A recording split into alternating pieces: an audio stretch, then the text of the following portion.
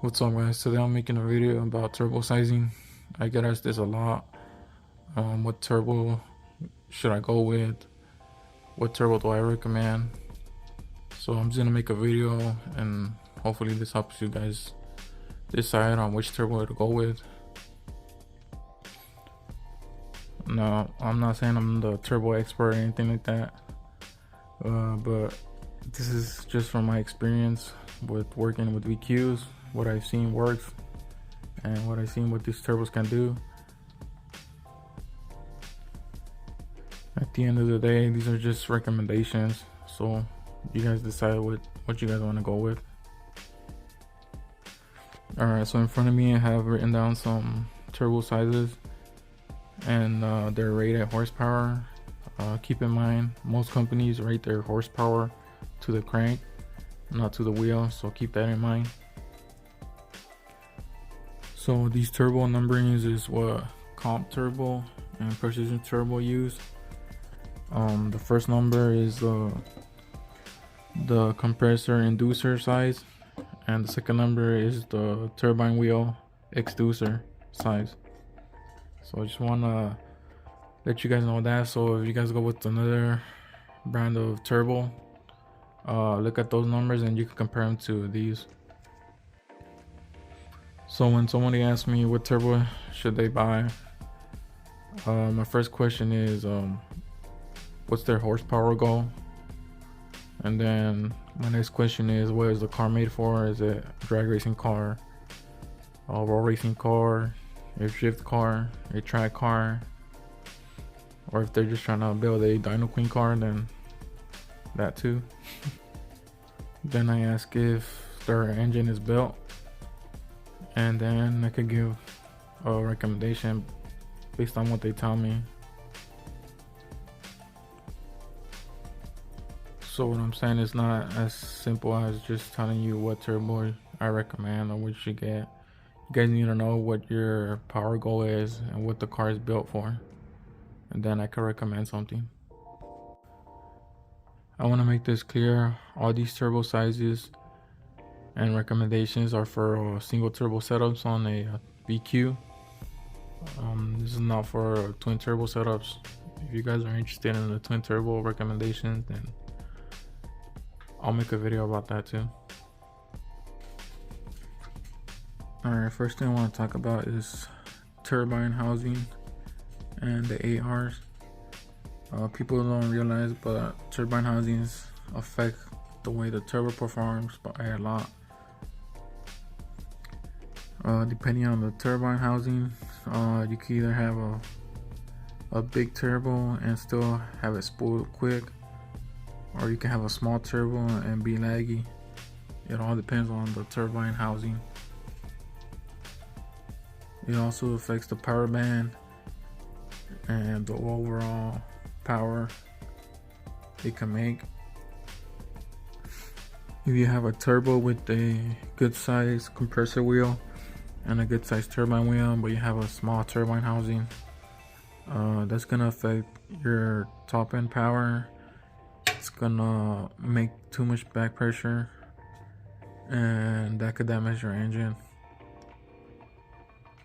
So a small turbine housing is not good.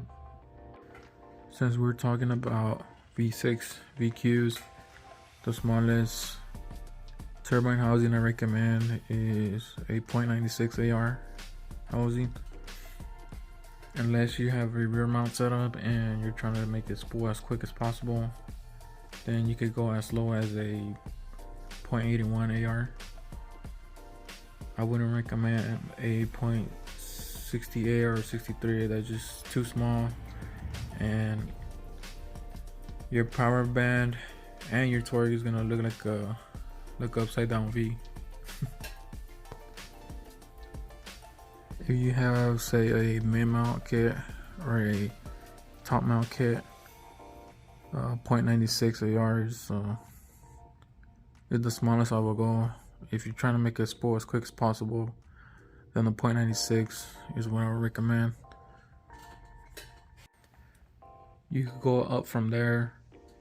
It all depends on your overall power goal. and what you're trying to do with the car. Like I have said before, if it's a road racing car, then you could go with the bigger size turbine housing, so you can have that good top end power, and you don't have the power drop top end. If you're building a drag racing car, and you want a lot of power and a lot of top end, and you're gonna be running nitrous off the line, so you're not worried about spooling, then you could go with the AR as big as a 1.25 or 1.32. I wouldn't recommend those sizes on a road racing car or a drift car, because that would just be too laggy. For a road racing car, the highest I would recommend is like a 1.15. As long as you have the right size turbo, that should be plenty. And if you have a big turbine wheel, it should have top end and it shouldn't be too laggy. Alright, so let's get started on talking about these turbo sizing. First off, if you're just trying to build a dyno queen car you're just going for the highest horsepower number at the dyno, and you're not gonna race it, you're not worried about turbo lag or anything else, and you just want the highest horsepower reading at the dyno, then just go for the biggest turbo you can fit on your car. Whatever you can afford, the biggest turbo with the biggest turbine wheel and the biggest turbine housing, and call it a day. That will get you some high horsepower numbers at the dyno if that's all you're looking for. Alright, with that out of the way, I'm gonna talk about if you're building a drift car. If you're building a drift car, you don't want to go with the big turbo because that's gonna be laggy. The turbo sizings I recommend for a drift build are these two: 64, 67, or a 62. You can even go with the 60, 62 or something like that, something small, as long as it's within your power goal. So if you're looking for a drift car that's making, let's say 600 wheel, and you want to spool as soon as possible, then 62 would be pretty good. If you're building a track car, I would recommend those turbos also, but I will also include the 67, because I know on track cars you do get straightaways, and you could get a little bit more out of a 67 on those straightaways. So next I'm gonna talk about road racing builds. If you're building a road racing car, these are some of the turbos I recommend. It all depends on your power goal, your turbo kit, and how fast you want it to spool. Now for a drag car build, these are all the turbos I recommend for those. It's a big list. It all depends again on what I just said. And next I'm gonna go and give examples of some setups and what turbos I would recommend for those setups. I'm gonna give examples of road racing builds and drag racing builds, since there's more variety of turbos to choose from. As for drift builds, it's pretty simple. Just keep the turbo on the smaller side so you can spool quick. Alright, so if you're building a road racing car and you have a stock DE or HR, and your power goal is anywhere between 350 and 550 wheel horsepower, these two are the turbos I recommend. You can even go with the 67 if you're more towards the higher end of the 550 wheel up to 600 wheel. On the stock DE or HR, these are the turbos I recommend. If your power goal is, let's say, 450 on the stock DE, um, 862 is big enough to make that power. If you don't plan on making more than that, more than 450 horsepower, then that's all you really need. With the .96 AR or a 1.00 or a 1.05, whatever is available for that turbo. And it also depends on your setup too. If it's a top mount, you want a little bigger housing so you don't have as much back pressure. But yeah, that's the one I would recommend for a raw racing build, or if you have a power goal of 450 up to 550. If you have a stock HR or VHR and your power goal is between 550 and 650 wheel horsepower, and you don't ever plan on going over 650 wheel horsepower, you're just trying to have fun, road racing here and there, gapping some stock V8s, these are the two turbos I recommend. If you wanted to spool quick with no brake boosting or anti-lag, and you just want to step on it and wanted to spool quick, then I will go with this, the 64, 67, and your power goes between those two numbers. That's a good size turbo for that. If you want a little bit more top end power, it's still within these power goals, you could go with the 67, 67. To be honest, the 67 is overall good size turbo for anything. That's the one I recommend the most. It works good with any of the setups, mid mount, rear mount, or top mount. If you have a stock VHR and your power goals are 650 to 750, then the turbos I recommend for that are these. You can even go with this one, but that's future proofing it if you plan on getting a built motor. But if it's a stock VHR with your power goes between 650 and 750, these two will get you there. Like I said, the 67 is an overall good size turbo. It's rated for 1,000 horsepower, but again, that's to the crank, so it should be able to make the 750 with a little bit more boost. If you want to keep the boost a little bit lower and still make that power, you could go with the 6871.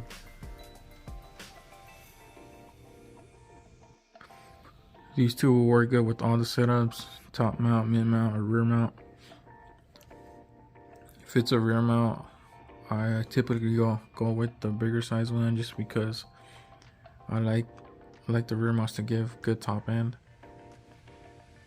But if you wanted to spool quick and you're rear mount, then you could go with the 67. Again, to help with the spooling, you want to go with the smaller AR housing.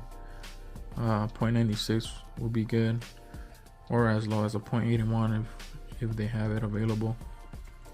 Nothing lower than that though. If you have a mid mount setup or a top mount setup, you could go with these turbos and a 1.00 AR housing. That will give you good mid range and top end. If all you want is really good top end, then I will go with the bigger turbo and the bigger AR housing, a 1.15 AR housing. If you plan on using anti-lag or brake boosting, then you could go with the bigger size turbo and the bigger size housings. If you're building a dry racing car, these two sizes will work for that also. You still won't have to need to use nitrous to get off the line with boost.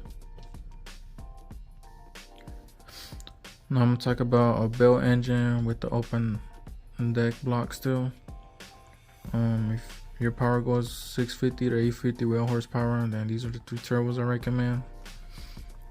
Keep in mind, the bigger you go on the size of the turbo, then the lag air is gonna get. So you want it to spool quick. You want to go with the 67.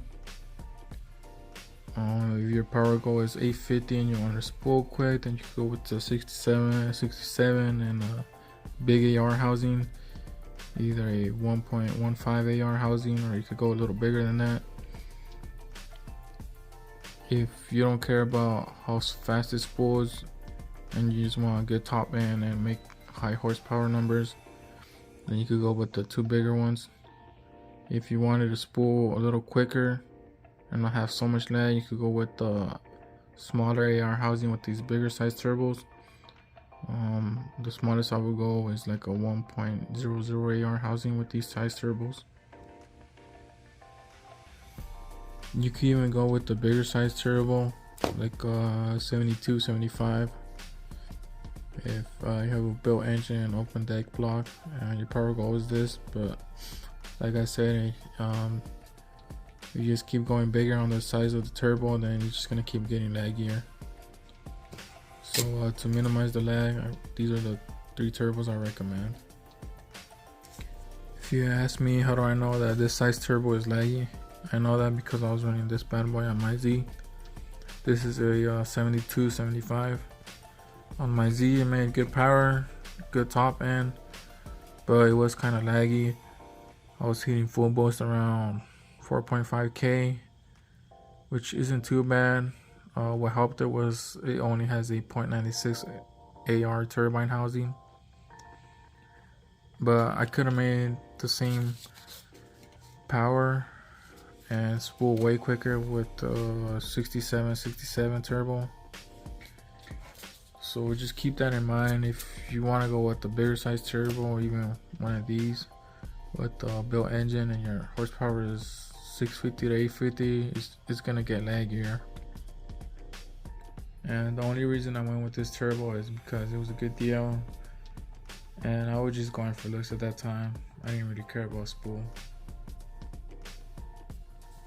Now if you have a built motor with all the bells and whistles and you're not worried about breaking anything, and you're just trying to make some high horsepower, anything within this range, these are the 3 turbos I recommend. Again, with the bigger size turbo you go with, the lag you're gonna get, and the way to reduce the lag is, like I said, a smaller turbine housing. And you can also reduce some lag with the tuning, but in general, the bigger size you go, the laggier is gonna get. If you're building a raw racing car and your power goal is over 1,000, either one of these turbos will work. The turbo sizing is not going to be the issue. Your issue is going to be traction. You typically see these size turbos on drag racing cars. Most of the drag racing cars running these turbos run them with nitrous, just to get them going off the line because they are laggy. But if your horsepower goal is between 1,000 and 1,100, these are the turbo sizes to go with. So that's going to conclude this video. These are all the turbos I recommend. Horsepower ranges from 350 wheel horsepower all the way to 1,100. These are just my recommendations, my opinions. No turbo expert. I'm just telling you guys some of the experience and some of the R&D I've done over the years of working with this platform. These horsepower ranges aren't set in stone, they're just guidelines. If you want to run a 64, 67 and try to make 800 horsepower, theoretically you can. You're just gonna have to run a lot more boost, and you're gonna be close to maxing out that turbo, which is gonna shorten the lifespan of it. These horsepower ranges are what I've seen these turbos can do at a safe boost level for the engine, and nowhere near close to maxing out those turbos, which will make it last longer. Hopefully this video helps you guys decide on what turbo to get.